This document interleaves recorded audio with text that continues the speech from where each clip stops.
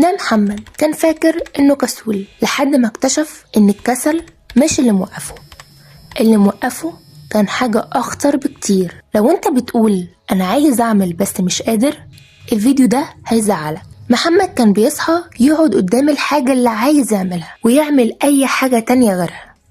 الموبايل تمام، الشاي حاضر، ترتيب المكتب فجأة بقى مهم.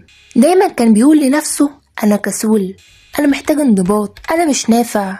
واكتر حاجة كانت بتوجعه انه فعلا مش فاشل، هو فاهم وعارف وكان متحمس قبل كده ومحقق انجازات، بس كل ما بيقرب يبدأ جسمه يكسل، مخه بيهرب. لو حسيت ان ده اللي بيحصل معاك فانت مش لوحدك. الكسل سببه ما كانش كسل، كان هروب من احساس واحد بس، انه يعمل حاجة وما يطلعش قد التوقعات. مخه كان عامل صفقة غبية، ما تبدأش علشان ما تفشلش. فبدل ما يواجه الفشل واجه نفسه كل يوم بإحساس أنا ماليش نفس أعمل حاجة. وده أخطر نوع كسل متغلف بالخوف.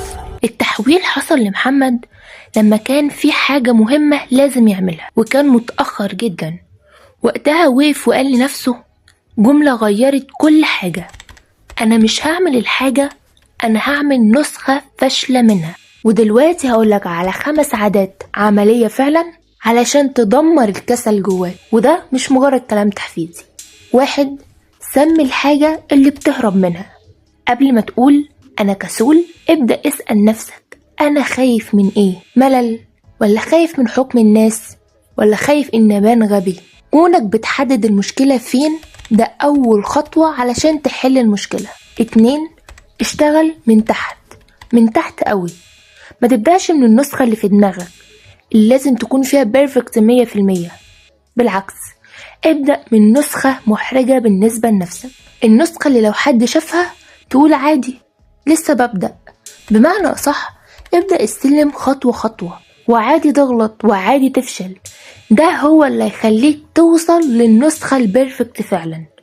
وبالمناسبة هسيب لكم فيديو الفشل في أول تعليق مثبت أكيد هيفرق معاكم. 3. حط نهاية قريبة جدا، مش شهر ولا سنة.